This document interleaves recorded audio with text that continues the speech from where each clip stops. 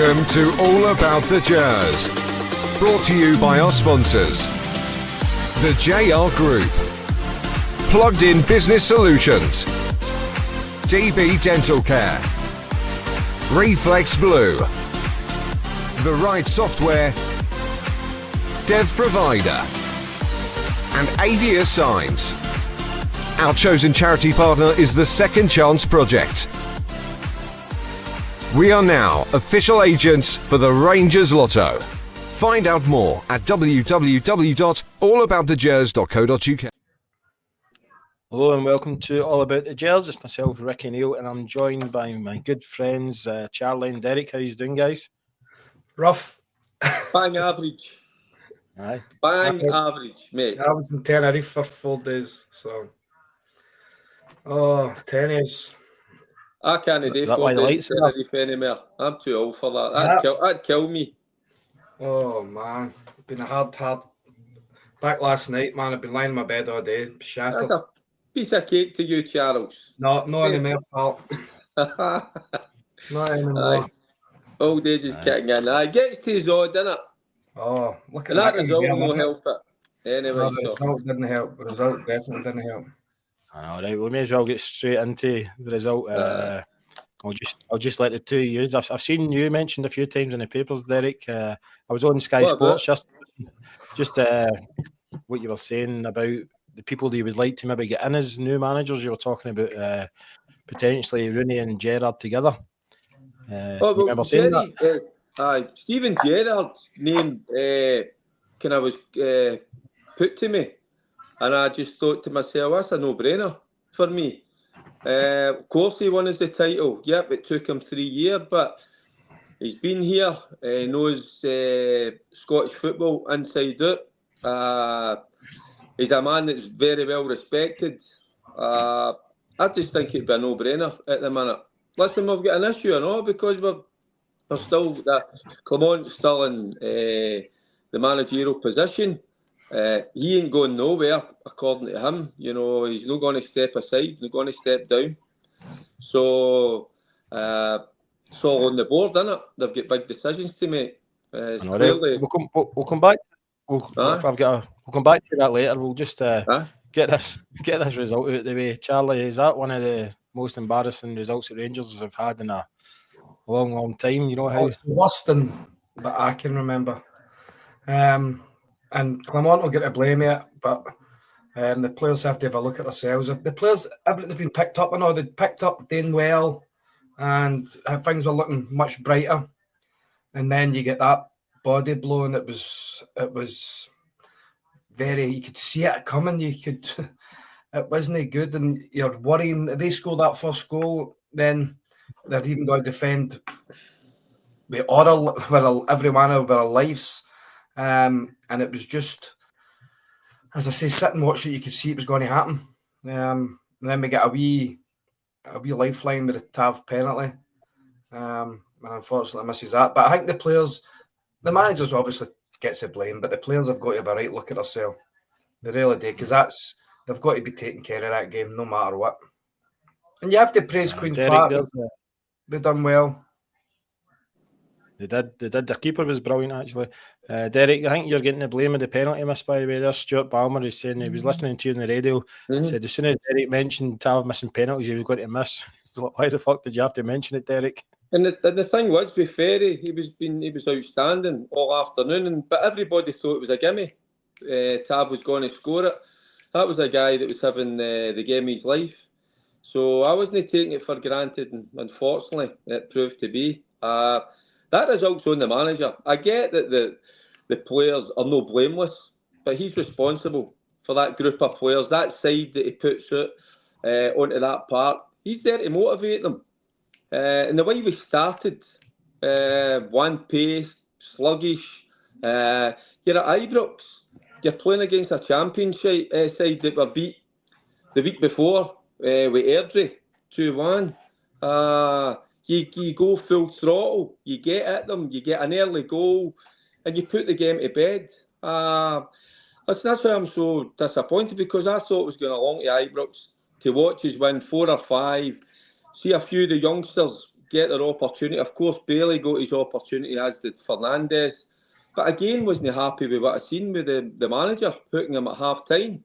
I thought at least he should have been allowed another 10, 15 minutes into the second half. I just, there's all sorts. I just think there's the decision-making at times for the manager as well during the game. You know, when we're getting into the latter stages, we need creativity, we need something extra special in the final third, and he takes Hadji off, and he puts Yilmaz on. It's mind-boggling. I just don't get it. I don't know if his mind gets clouded when he comes under a bit of pressure. But it wasn't the afternoon that I expected for a number of reasons. Aye, Charlie, after the game, Clement and also Tav kept on going on about the fact that they had 30 shots and 12 in target. But I think see a lot of the shots, it was lack of composure. There was times where they could have knocked it into a player that was in a better position to score, but it's as if they were trying too hard. It was just an all-round bad performance, to be honest with you. That was the main thing. We started poorly, and then we gave Queen's Park something to hold on to. We being in nutties at half time, and then as Derek says, unfortunately takes wee Bailey Rice off. He could have taken probably anyone off, and then you take Jeffrey off and put Yilmaz left back if you're going to do that. Keep Hadji on. You get another striker on up, put Agami up through the middle, whatever. But it was a horrible, horrible day, and as I say, you could feel the tension for the fans, for the people I was sitting with in Tenerife watching the game, and then it just becomes a bit of a laughing stock with the result, unfortunately. Ricki, what's Charlie been crying out for all season at home? Two up top. Tezers has been in good form over the last 3-4 weeks, scoring goals, looking the part. Why not go with two up top with Tezers, Igaman? I don't get it. See, again, when we look at some of the decision making, I think it's extremely poor for the manager. I mean, obviously, whenever it's the Scottish Cup and things like that, we always do give the young team a chance, and we always change the goalkeeper. Do you think that is the right decision, Charlie, or should we going out with our strongest team? I think bringing Liam Kelly's in is not a bad thing, because Liam Kelly's he's well thought of goalkeeper. He's had a good few years in the game, and he's a very reliable. Obviously, Bailey Rice, we want to see these wee guys in. Would have been a right game, because people are expecting to go on and be world beaters when they've not played many games. It's hard to get into a game without having a run of minutes. And then the wee man becomes a scapegoat by getting taken off, unfortunately. But you still want to see them, but you maybe take care of the game first and then maybe bring them on. But we said the other week that we'd probably have had them starting against Fraserburgh. So the young boys starting against Fraserburgh, and we had them, they came on. So maybe they're not quite ready to be starting games yet. I don't know, but we want to see them there. So, but some of these changes are strange. It's the same kind of switches all the time. He takes off, brings on. But it was just a hard one to take. It was very disappointing. Still a strong side, Ricki. I don't think you're weakening the side with Kelly or Rice, in my opinion. Fernandes, we want a good look at the boy, see what it was all about. But the Bailey Rice, I think Bailey, he could have forced a wee bit more out himself. I think he played within himself in that first 45 minutes. But I think that comes from what was run about him. Because he was actually as if he was coming down to the rest of their level. So Bailey's got more to come, and I was just hoping, well, not hoping, he should have been at least, if the manager wasn't happy with him at half-time, give him a wee bit of, give him a piece of his mind, right, and tell him, listen, looking for better than that from me, son. Now, you've got 10, 15 minutes, go out and show me what you're all about. But see, just to hook him at half-time, I thought it was really poor. Doesn't do the boys' confidence any good. You know, it's his first start at Ibrox, and what was happening round about him was absolutely abysmal, because the standard of play round about him was terrible. So I thought it was such an easy way out, you know, to take the young fella out of the game. So I just hopefully it doesn't dent his confidence, because the boy's a good player. Yes, it's always easy to take a young one off. I know, that too myself. easy. Unfortunately, that's the situation where we're in. But you should probably give them at least to 60 minutes or whatever, 65 minutes, and let him go out and maybe produce something, maybe a bit of magic in the middle of the park, have a wee strike at goal, get his confidence up, maybe do a good pass through the defence or whatever. But we're no paid to make his choices, unfortunately. But the manager has to take the Derry, no London Derry. If any of you two ever kind of experience a game like that, it's just see just now I've seen so much on like Twitter and things like that saying the Rangers players that we've got now, they don't actually care, they don't know what it means to play for Rangers when they're getting their 20 and 30 grand a week, you know. So they're no fuss, they're probably home and not even thinking about it. Under our advocates first season, I hadn't started a game for maybe to this day, and it was against Stenhousemuir at Ibrox. We beat them 2-0. I hadn't started, so I didn't have many minutes.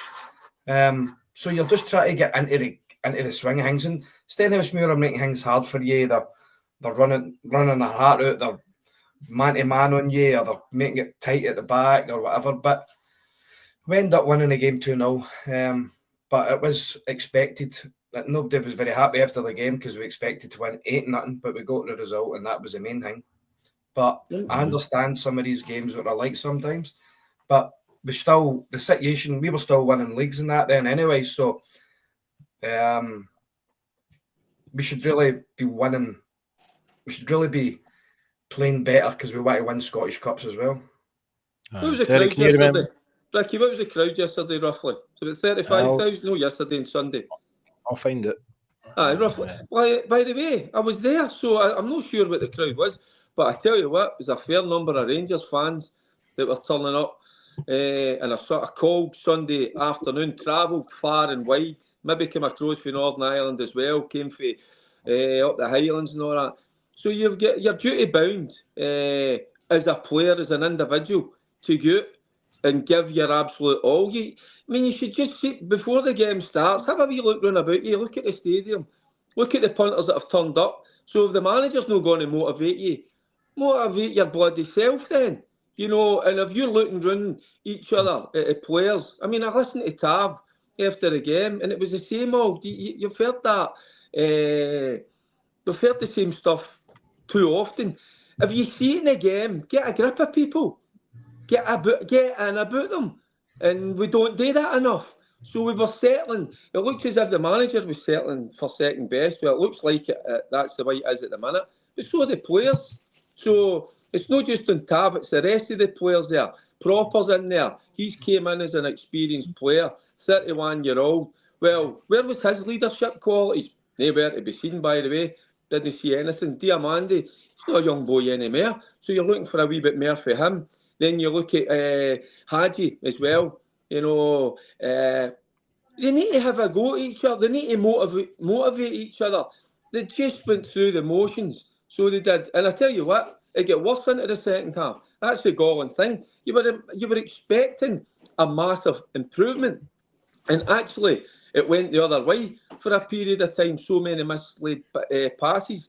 So, you're getting, Charlie touched on it at the start. Players have got to do better, but the manager has got, he's responsible for that at the end of the day. And he did make reference to, it was my last chance, wasn't it? Last chance saloon, Scottish Cup, you know, to stop Celtic winning a treble. And by the way, how miserably did we fail? It's incredible.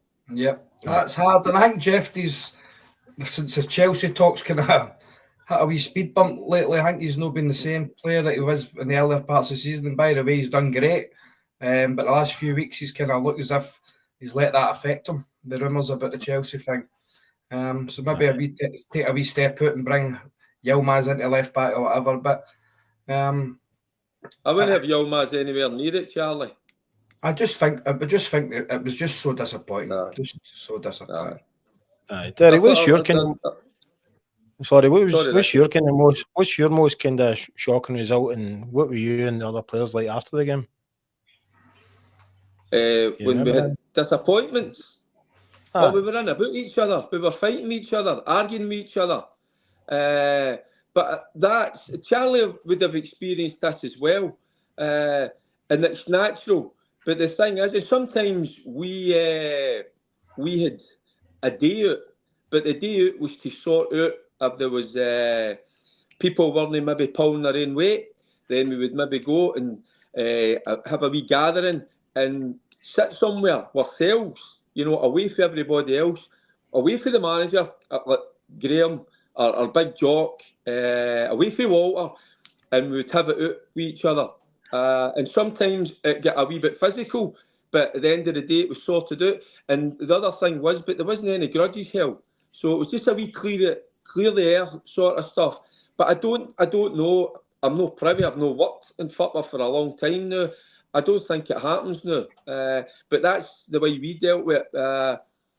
So it's but when I'm watching a group of players and it's not quite happening, I'm looking for somebody to get after each other, to motivate each other, because it's so important, and we're just not seeing it. I think you see the top teams, they've the guys. They dig really each other out, Charlie. Who really care about winning, and they dig somebody out who's not pulling his weight or whatever. So, and it's the same as the top of the game now. You see guys having a go at each other during the game, but we seem to not have it. We seem to do like that. Somebody, and I like Raskin, but we seem to be missing the enforcer. He's been really good, to be fair with Raskin, but we need somebody more leadership, and they're still young as well. I know I get the 21, whatever. I was finished at 21, right enough, but we do need more leadership. We need a wee bit more quality. I thought we'd have tried to bring in another striker or another number 10 just before the window shut, and I was surprised we didn't. See, as well, Charlotte, Ricki, they were down to the bare bones. Queen's Park, they've got a lot of injuries. And they brought the young boy in loan, I think, for Doncaster, the boy Hurst. They were struggling for defenders at the back. Their manager wasn't even in the touchline. Their manager was sitting up in the stand as well. So that makes it even worse for me, that we really struggled. And if you looked at them in the second half, with about half an hour to go, one or two of them started to cramp up a wee bit. And I'm not surprised, because the work, the shift that they put in was unbelievable. But this is when experienced and good players, you sense that they're tired, they're struggling, and then you make them pay. But we don't. Nothing. What did it take? It took us for it to go a goal behind before there was a reaction.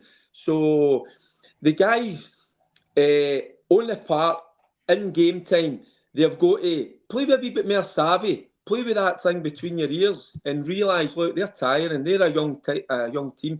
They had the two more experienced, Longridge and Welsh in the middle of the park. Welsh was out on his feet half an hour to go. Did the players, did they not see that? Did they not then take advantage yet? So they've got to think for themselves as well. Sometimes it always doesn't come for the side in terms of the coaching or the tactics. Think for yourself during the game. And I think a lot of the players was leaving it to each other. Somebody was thinking Cherny will do a wee bit of magic, or Igaman will beat 2 or 3 and put one in the pokey. Maybe Dessers will come up with one. Hadji maybe come up with something, but it was nothing. Everybody kind of left it to each other, and it wasn't a good watch. It was very, because as I said earlier, they've been doing well. They've been playing really well. They've been much better to watch. It's just so frustrating. Is this the evolution we're talking about? The last couple of months that the manager is talking about, the evolution that we've been getting better and better over the last. I don't see evolution. But by the way, it wouldn't be hard to be better, would it? No. I mean, look at, we were in absolute shambles at the start of the season. Celtic are off and away. They're on the horizon. They've won the league before we even get to Christmas. So, and then he kept telling us, hold on, but once we get to October, November, you'll see the real us. Well, when does the season start? Tell me, Rick, when does the season start? I know when it starts. August. Everybody else. Fucking, come on, give me peace. But I think it'd been better. Well, the second half at Tannadice or a week was better. The European game was decent. I think we're down to the bare bones. We got a result into the last 8, which was, you think, right, okay, this is a wee pick-me-up. We can get a wee rest in midweek here. We're not having to play in the last 16. not having to play in the last 32 qualifiers, and then we get that result, and it was just so disappointing. But a wee bit better because teams like that in Europe, Ricki, and like Dundee United as well, the onus is probably on them. Jim Goodwin's side, I watched that game that day. They were pretty open and had a go at us, which left space for us to go and exploit. But what you've seen too often this season, that when they do play more conservative teams against us, and they talk about that low block, we struggle. They were 4-4-1-1 on Sunday, that Championship side, Queen's Park. And we didn't know how to deal with it. The players were unsure.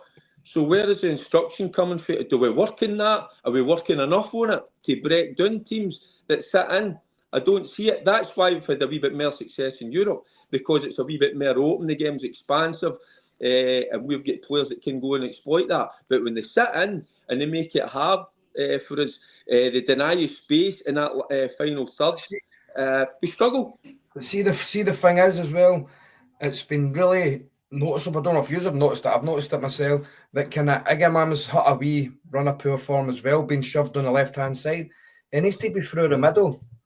It has to be right through the middle. Plenty to him up, as I said earlier, but he's not had his best games lately, but playing kind of left to cut in. I think he has to be either number 9 or number 10 and get in the areas to hurt people, because he's not been great the last few games either.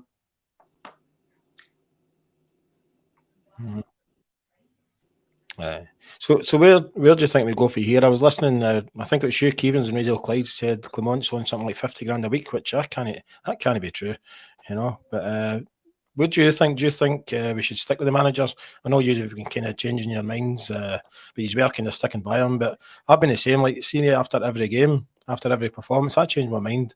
And I was on. I'm just name dropping here. I was on Sky Sports yesterday with Chris Boyd, and they asked me what I thought about should we get rid of Clement. And you know what I've been like for ages. I was wanting Clement out in November. But then I was up in Stornoway. Graham Souness got asked the question up there as well. And he was saying, you need to stick by the manager, because it doesn't matter what manager you've got. He's not going to help that squad that he's got. So how do you two feel now? Is it time for the Clement to go out? Well, the facts tell you he's 13 points behind Celtic. So we're not in the title race. So we've not even got that. We're now at the Cup to probably, Charlie was saying, for worst probably result in the history of the football club. We went the full way in the League Cup final, but the standards that Rangers set, it shouldn't be in a job, because the standards that he's setting at the moment looks to me as if we're settling for second best at the minute. What we're going to do then? Wait for next season, which is that's what's happening now. So what happens if we don't start well next season? So I just don't think he's. I don't think he deserves to still be in the job with what's going on. You look at when he first came in, he did turn it around a bit, but when it came to the crunch, when it came to the important time of the season, the business end, we failed. Was it Ross County and Dundee as well? Yeah. So it was, but then we get told as well by the manager that he would fix a few things. We wouldn't have had so many injuries. The sports science would kick in. I just think there's been too many excuses down the line, Ricki. And I don't think any Rangers manager should survive a result like that. I understand what you're saying, and I don't think he should, but I just don't want to keep on sacking managers. And I get what you're saying, Derek, 100%. I think he's been hung up to dry a big bit with the budget. I know he shouldn't be getting beat off Queen's Park and that, right? But some of the players that we've signed in the last year or whatever, I think he was promised X amounts and then he's got peanuts, really, because he got the boy in for Leyland loan. He's had 3 or 4 players in the summer. I just think he's been let down a wee bit in that front. If the club don't get any money, there's nothing really we can do about it, I suppose. But I just don't want to keep on sacking managers just for the sake of it, because the next guy's got to come in. He's going to want funds, and then he's got to get told there's no funds, and then it's just got to be the same position. It's a difficult one. It really is. It really is a difficult one. But we can't keep rolling on with a guy that a manager's no fit for purpose. Oh, if he's 100%, if he's want to finish second, then he has to get him out. If I think it's just accepting that, he can't keep on coming up with excuses, and I understand that. But the ones before it had the excuses, and the ones before, so upstairs has still got to have a look at themselves as well. But definitely, I mean, you're asking us, Ricki, but it's clear to see on Sunday the anger of the Rangers support within the stadium, the final whistle leaving the stadium, and anybody I've spoke to so far, they're absolutely not just disappointed, but they're starting to kind of go, what is going on here? We need, but we've not heard anything for the board, the Rangers board. Somebody's got to have a bit of balls and come out and speak and let us know what is happening. Let us know if we're going to keep the manager until the end of the season. But see if he goes on a run now, see if he wins every game until the end of the season. It's no kind of, I've kind of, in a way, right, shoot me down in flames, I've kind of made my mind up on him. You've made your mind up 100%. Well, I would love to be wrong. I would love to be absolutely cane me. If he's still there getting into next season, you can have a laugh at me and whatever. David, want spank my bottom if you want, right? Whatever. No, you keep that to yourself. You'd enjoy that. Aye. I don't disagree with you at all with the situation, but you're saying, but I think we just need to give him a bit, and we were talking about, I think the fans are more embarrassed about the way things are going. As I say, there's no transparency for the board. Clement seems to be doing all the talking, and that's what we seem to be getting. That he's kind of running everything, and it's just hurts. It really hurts, and it hurts the fans, and it hurts us on here. Where do we go? I don't know where we go. And see the thing as well at the moment, Ricki. Well, there's that review. Patrick Stewart says he would bring people for the outside to come in, have a look at everything. Wonder, does the manager come under that? Of course, he's got to be hunting because he's the most important figure at the club.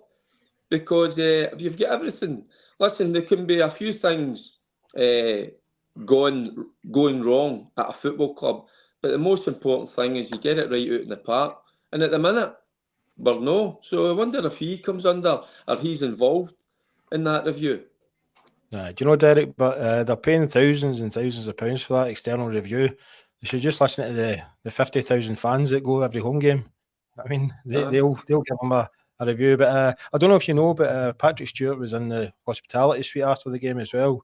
I wasn't at it, obviously, but Paul saying, Ricki, what do you think about Stewart telling hospitality that Clement will be here for another season? That's quite worrying, isn't it? Well, he's got to run of things then, by looks things. That's what he's got. He's got to run of things. He's got to run a football department. So we struggled Sunday, as we said. We're struggling in the league just now. And then if it's November next year and we're 10 points behind Celtic again, then he has to go. He has to go. But I keep on thinking things are going to get better. You get a couple of games, you go good. Then you go, oh, no again. So and he has to, and I think he does understand that he has to win every game at Rangers, but he's just not, the players aren't producing it for him, and he's getting things wrong. I know, Derek, and Michael Beale's actually got a better win rate than Clement. And look how critical I was at Michael Beale.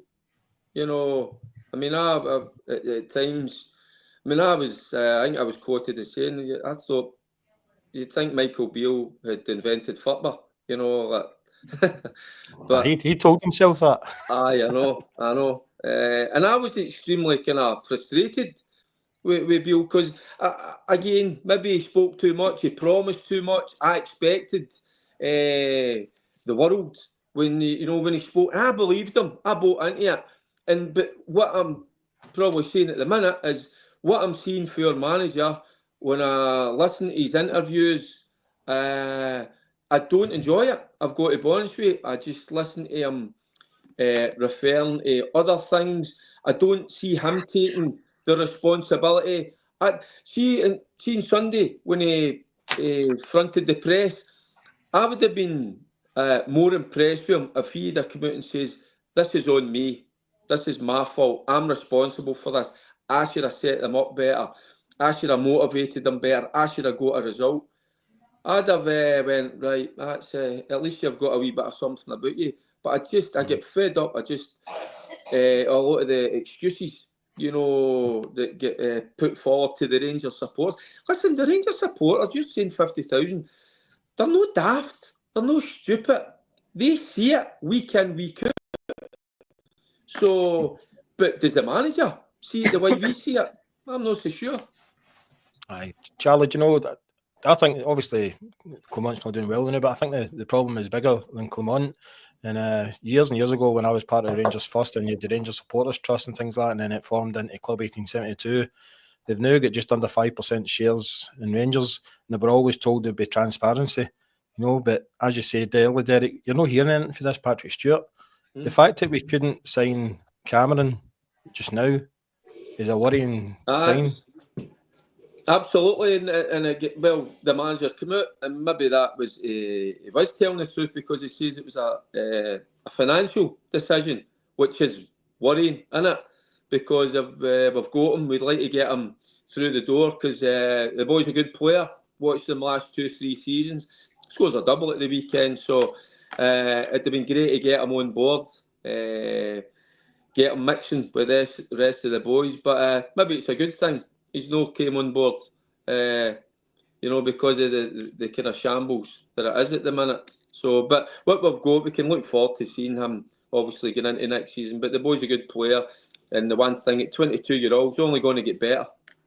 Well, the thing is as well, I think with getting Cameron on a pre-contract for the end of the season, that was kind of maybe the way Clement was talking. It was kind of getting him money for a winger or a striker to try and bring in at the last minute. I think that's what he was kind of saying, but of what I was thinking. But obviously it's just not been great at all. We've just, every player we've went for practically, we just get knocked back. And then we're rushing about at the last minute trying to sign bodies. Lyle Cameron should have been done and in the door on the 1st of January. And one or two others as well. And then we went, right, there we go. So we mess about, and then bang. And we're not going to get Lennon Miller either, are we? We're not going to sign him. What a chance. No. So I know. I mean, it's strange and all. Like, obviously, we were hoping that things would have worked out for Alex Lowry, but he's meant to have been having a brilliant game down at Wycombe Wanderers. Oh, is he? I've not heard that. Good. Somebody actually compared him to Modric, so they did. His last game, he played like just under 70 minutes. I think he came on as sub in his first game, but he started his last game there, and all the fans are raving about him. So obviously he's away. Zach Lovely's away now. Matondo's out on loan. Dowell's out on loan. Robbie Fraser, I think he'll be a good player. We Adam Devine as well. I think he'll be a great player as well. So, but Charlie, see, they keep on going on about this project. And then we sign Fernandez on a loan deal. Is that an option to buy, or are we just kind of papering up the cracks? It's an option to buy, I think. Is it? I think it was an option to buy. So, right. Well, I done a wee poll on Twitter just before the show started, just to see what the fans were thinking about Clement. So far, there's 94% of the fans are wanting him out. So it's pretty high. But anyway, let's move on. Sorry, I'm in wind down mode. I'm going on holiday tomorrow, so I'm in wind down mode. I'm in come down mode after my holiday. I get back at 1 o'clock last night in Edinburgh. Oh, watched the game of the Union Bar on Sunday in Costa Deque. It's hard drinking for 4 days, Charlie, isn't it? Oh, especially now. I'm turning 15 Thursday and all, so that's me. I'm classified as old now. Right, so it's Hearts in it again the weekend. Away from home. How did the players kind of come out of that result, Charlie, and beat Hearts? They just have to go there and all guns blazing, make sure they're up for the game. And because Tynecastle, is always a hard place to go. The fans are right on top of you. They don't make it easy. And Hearts are up for it. Hearts have had a few good results recently as well. So we have to just get back in the front foot and go and win the game, 2 or 3-0, win the game, and then go on to the next one. Derek? Aye, well, they've gone up against a side that'll no sit in. Hearts under Critchley, they play some decent football, possession based, but they like to get the ball forward at times pretty quickly. They've got good players. You've got certainly doing that left hand side. You know, you look at Penrice, he's a terrific fullback, by the way, and the boy Spittle. You've got Shankland in there, he's come back for injury. He's getting a wee bit of sharpness as well. They've got a wee bit of dig in the middle of the park. Beningame, you've got wee Devlin in there. They've bought at the back as well. They've spent well. They're a strong physical side as well, but they want to play football. So they'll not sit in, they'll open up against us, and that'll suit us a bit better because we will get opportunities. And the atmosphere is always great at Tynecastle. I'm actually going to go along to it. I'm going to go and watch it. So I'm a 12 o'clock kickoff. So it's always a kind of, it's one of my, and not just because I went there after I left Rangers, it's just, it's always had a brilliant atmosphere. Tynecastle. It's a cracking wee stadium. I've always loved playing there. It's a good stadium. It's a good place to play your football and great surface. So the atmosphere will be brilliant.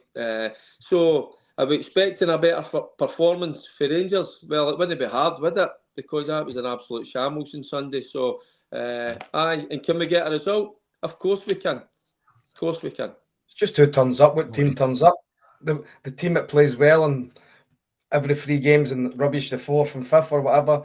Hopefully it's a team that's been playing well and European games and whatever and beat Celtic at Ibrox in New Year. Hopefully it's that team that comes out and plays and they're up and at it and in their faces, because Hearts will be in our faces, no doubt about it. And as I said, they'll make it difficult. They'll want the 3 points and they'll be wanting to finish as high as possible because they believe they should be in the top 3-4. Right, we've got hundreds of comments coming in on Twitter, so I'll just read them out quickly and you can take turns at answering them, all right? So there's Josh Black saying, if it was up to the boys, who are you going for? Please don't say Gerrard. 1 trophy in 9. Let's move forwards, no backwards. Who would your first choice manager be, Charlie?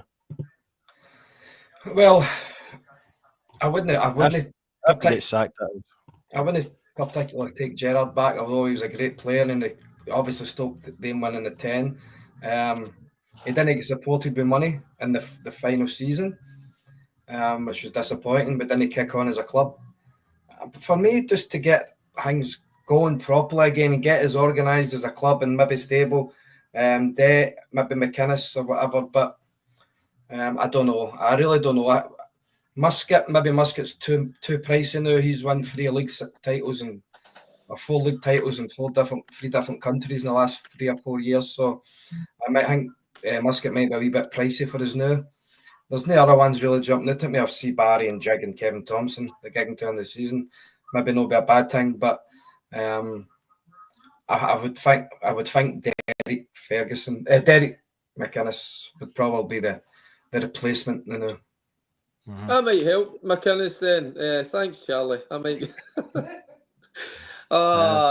Derek Ferguson, manager of Rangers Football Club. Oh, I get fucking tore into them, by the way.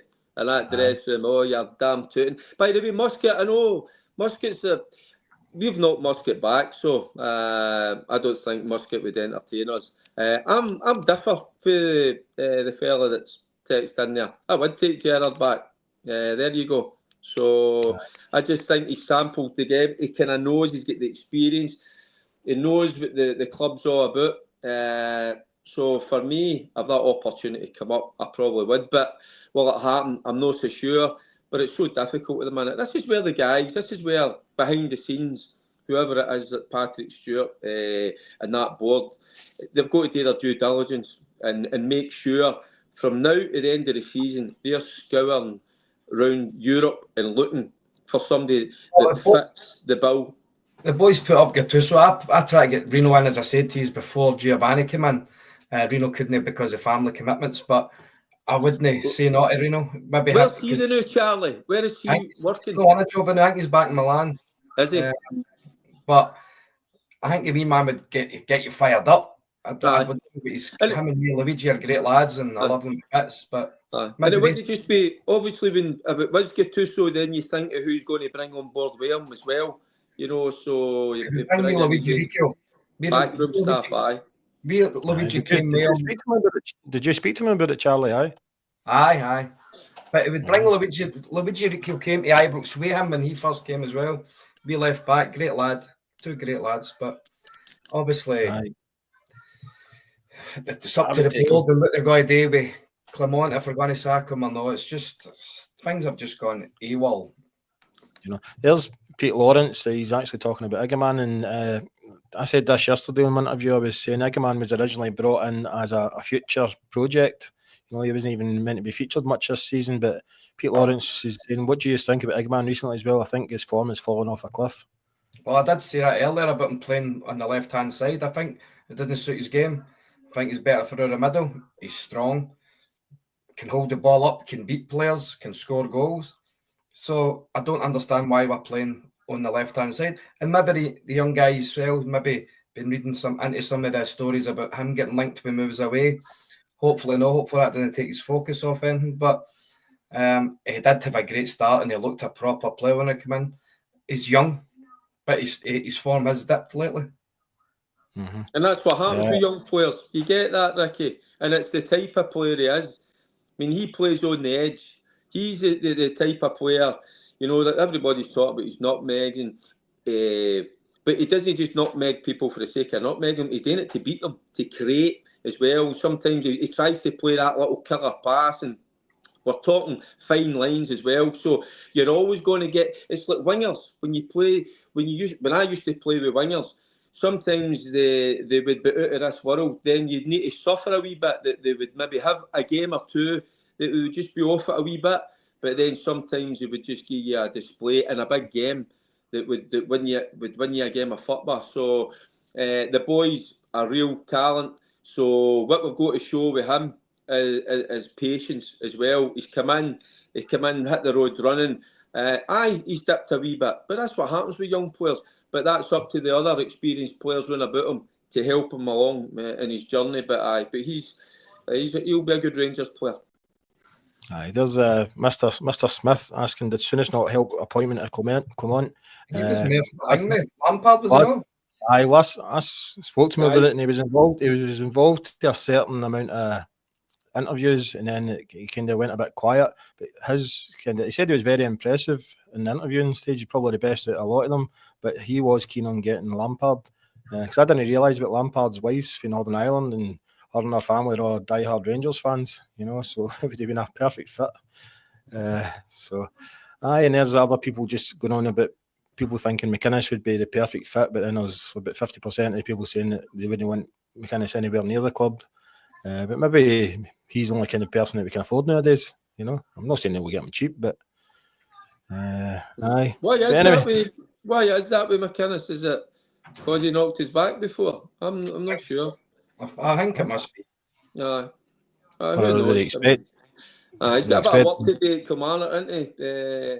You know, they've not maybe kind of hit the heights we expected them to hit this season. But the one thing you can't argue, Derek McInnes is a good manager. I think. He knows the Scottish game, and I think that's what we need to concentrate on. I think we need to concentrate on winning the league. Forget about Europe and all that. I know, just win the league. Go back to winning cups again. I mean, and you're right, Ricki, and that's what. And obviously, Charlie knows Derek ever so well, but that's the one thing about Derek McInnes.